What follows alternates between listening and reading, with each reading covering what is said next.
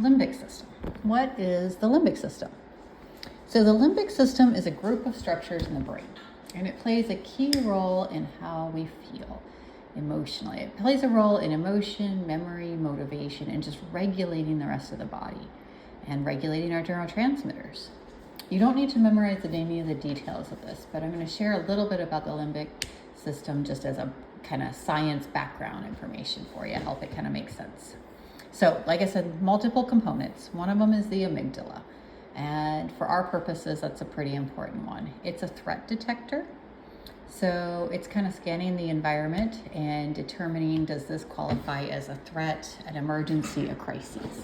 And if it decides the answer is no, then it keeps our prefrontal cortex running and our rest and relax system on.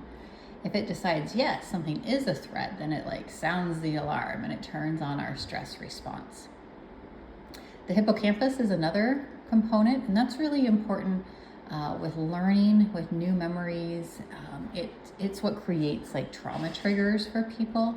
So it takes a snapshot of things that are associated with danger and turns them into future triggers. So if, there was a kid once who had been abused and he was fed bananas by the abuser. It wasn't even my client, it was something I heard about in a training, but he was fed bananas from his abuser. And so after getting out of that situation, things are totally safe, but he would still have flashbacks and freakouts when there were bananas around for a while. And it took him some therapy work to get past that. So bananas, we know, are pretty safe, but his brain associated that. So the hippocampus is what creates that. It says, okay, I'm in an emergency, I'm in this bad spot, and I don't want this to happen again. So I'm going to look at all the stuff and I'm going to memorize this stuff. And I'm going to freak out, turn on the alarm system if this stuff comes back, if bananas come back around.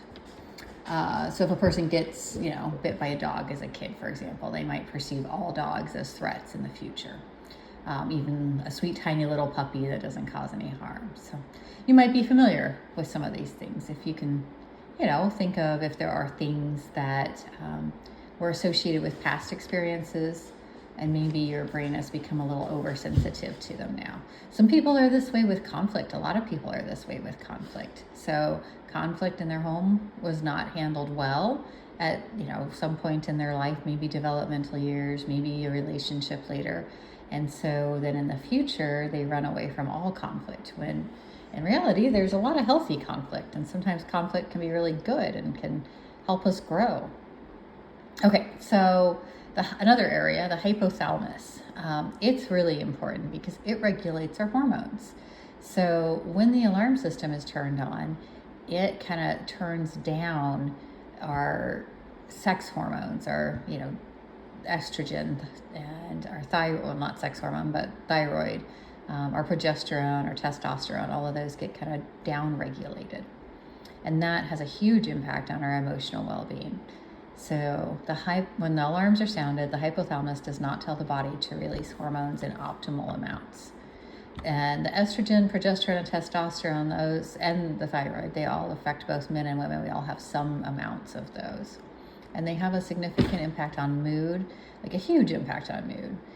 They also impact weight, bone density, sleep health, and many other components of well-being.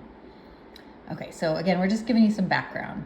But the main idea is that the limbic system is a group of structures in the brain that detect threat and turn on the fight-flight response. And when the fight-flight response is turned on, we don't function as well. We function in a way that is good for an emergency situation, but not in a way that's ideal for everyday life in a safe environment. We don't make hormones in healthy amounts, so we feel like crap. We don't digest food as well, which means that we don't necessarily get all the nutrients we need from them. So then we don't feel as well. We don't sleep as well. Even if we get sleep, it may not be as good of quality. We don't produce the optimal amount of feel-good neurotransmitters, serotonin, dopamine, endorphins, oxytocin, all of that. So that's huge for depression and anxiety, mental health as a whole. So this all makes sense when you're in a crisis. If a bad guy is chasing you, then you don't necessarily need to feel happy. You don't need to take a nap and get good quality sleep. You don't need to eat a sandwich and digest it well. And you don't need to have a lovely bonding moment with someone. You need to escape or fight, maybe handle the emergency, right? So you need stress chemistry. And again, that stress chemistry is helpful in that emergency. But when our limbic system is overly sensitized and it gets turned on too often, our alarm system gets turned on too often, then we feel that way even though there's not an emergency. Excuse me, I'm gonna drink of water.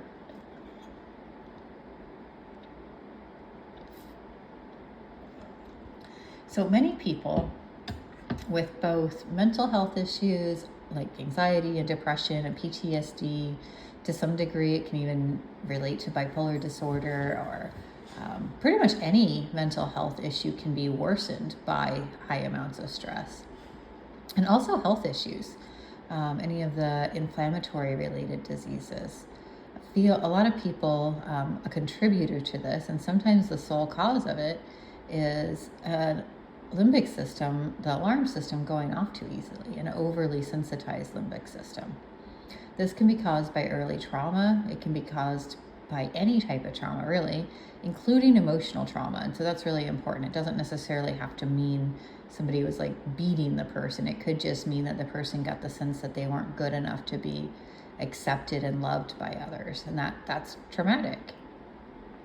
There is a genetic predisposition to this as well. Like some people are more sensitive to it. But the more factors and events that contribute, the more sensitive the limbic system tends to be. So what do we do about that?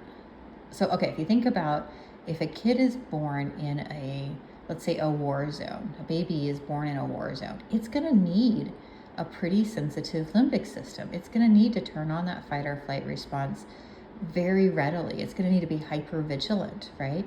But if it then, maybe 10 years old, the country turns into a peaceful place and things aren't, in chaos and there's not so much danger anymore, and the kid is still hyper vigilant and constantly stressed out and constantly, worried about things, that's not good anymore for the kid to, he or she needs to be able to relax, right?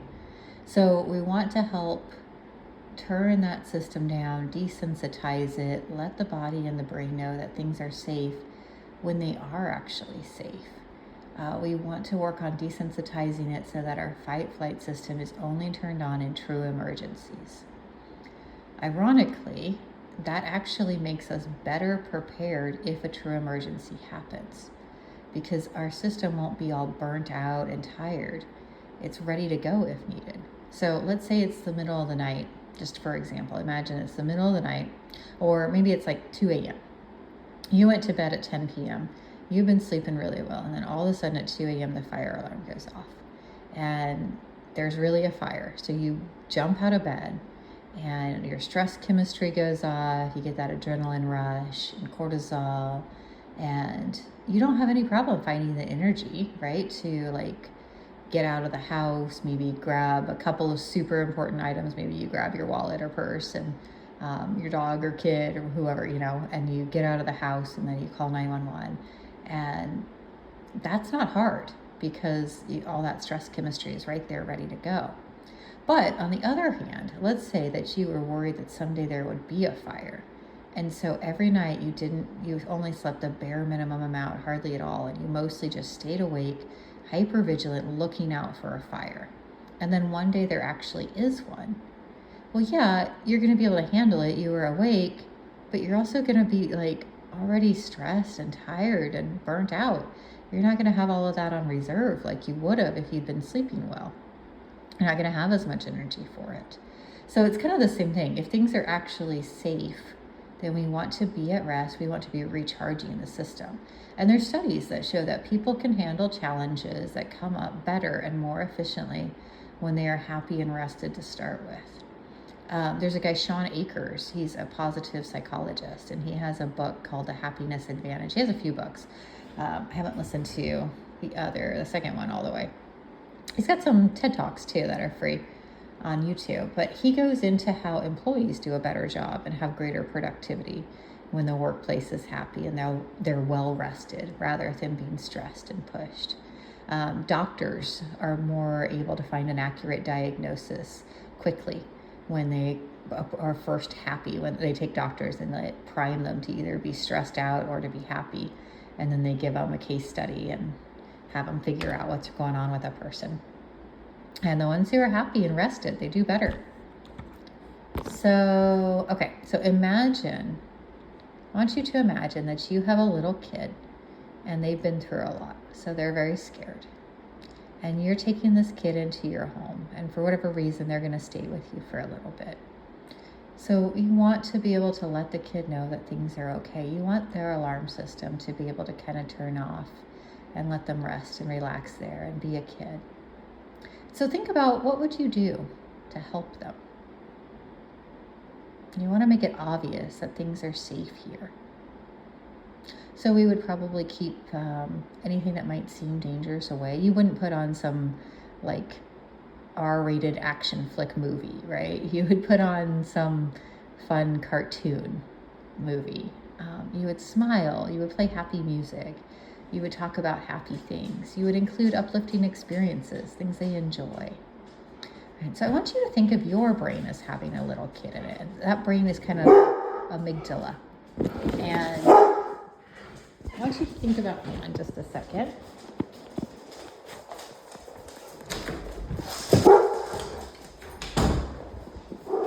There's a delivery driver in the neighborhood. So my dog's limbic system is going off. Okay. So I want you to think of your brain as having a little kid in it. And this kid is looking out, listening, and paying attention, just like if you had a kid that was scared in your house. So it's paying attention to everything that's going on. It hears your thoughts, your conversations, what you watch on TV, and anything else going on in your environment. And this kid is trying to decide if things are safe in the world we live in. He or she is asking, do I need to have my stress system turned on? Or can I turn on the rest, relax, peace system? Can I go play with my toys and be happy? And when the peaceful system is turned on, remember, and that's when you get to make the neurotransmitters and the hormones that lower the anxiety and depression. That's when you get to feel good emotionally. That's when your body gets to do the things that are best for you. So over time, that's where you gradually feel better and better, is when you have that rest and relax system turned on most of the time. So if you watch the news and it's about all the bad things happening in the world, the stress system is going to turn on. If you watch a documentary about how to make soap or about the cool cultural practices of some ancient group of people, well, then you get to be in a peace spot, right?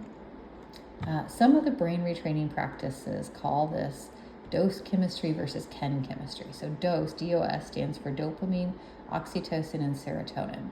And those make you feel happy.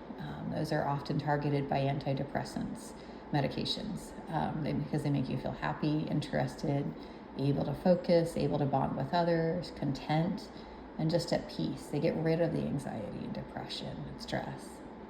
Ken chemistry, on the other hand, is what we're talking about that's appropriate for emergencies, but sucks if it's going in everyday life. So Ken chemistry stands for cortisol, it's C-A-N, cortisol, adrenaline, neuroepinephrine. And that gets turned on during a crisis. It makes you feel tense, overwhelmed, wired but tired, unable to enjoy life, eventually exhausted, and just not good. It orients your brain to look out for things to worry about. And then it wears out your brain energy, so you don't have the emotional energy to be happy. So again, this kid or your limbic system is listening, and all your thoughts, all of the things you're exposed to, help it decide which of these systems do we need to turn on. When you come home from work, this includes the conversations you have. So you come home from work, and let's say you had a decent day, but one bad thing happened at work. If you come home and you complain to your partner about the bad thing, it turns on that Ken chemistry again. If you share instead a couple of positive things from your day, it turns on more of that dose chemistry. When that kid in your head hears your thoughts and you're going over a bunch of stressful stuff in your head, it turns on that Ken chemistry, which can make you feel like crap. When you instead, if you make a mental gratitude list, you do a meditation or you sing an upbeat song, it turns on the dose chemistry. So the goal is to make the majority of your time be spent focusing on things that are uplifting and calming. So you're usually in dose chemistry. Aim for probably about 75% would be a good guesstimate. So it doesn't mean that we avoid our problems. When a problem comes up, you can stop and handle it. That's fine. Sometimes you do need to talk it through to make sense of it. Sometimes you intentionally worry about something. Maybe you're going for a trip and you think, okay, what are the bad things that could happen that could derail this trip? And so you make a plan for like, what can I do to prepare, prevent, or be ready to handle those things if they happen. Some of them you can't, but what you can. And that's totally fine, healthy. But then when you're done with that and you've done all that you reasonably can, then think about all the things you're going to love about this trip. Redirect your brain to the stuff you're looking forward to. So the goal is what we call uplifting focus, and it is to make the majority of your time be spent focusing on things that are uplifting and calming. So you're usually in the dose chemistry. You're usually naturally releasing more of that dopamine, oxytocin, and serotonin. Let's see. Same with if you feel an unpleasant emotion. Let's say something sad happens and you feel sad. Well, you embrace that. Yeah, you take some time to allow yourself to have that feeling. Instead, you don't judge it. You don't fear it. You don't, worry about how long it's going to last and things like that. You just allow it kind of mindfully, non-judgmentally. Allow yourself to have that feeling and express it in a healthy way. Maybe you have a good cry. Maybe you write a letter. And then when you've processed it, you let it go. And you return to focusing on the things that bring you to dose chemistry. You don't camp out there, right? So it's a balance. It's a mindful acceptance of emotions, not a fear and avoidance of them, but then it's a validation of them. They're okay, they make sense, they're there, but it's also not a camping out with them and obsessing over them or ruminating on them. It's still spending the majority of your time finding things that are uplifting and calm to focus on. And over time, this makes a huge difference in overall physical health, turning down immune system over responses and inflammation. It makes a huge difference in your body being able to regenerate. So it's very anti-aging to do that. And it makes a big difference in your neurotransmitters, which makes a huge impact on your mood, just feeling good, feeling, happy, feeling a zest for life, having an energy for life. So uplifting focus.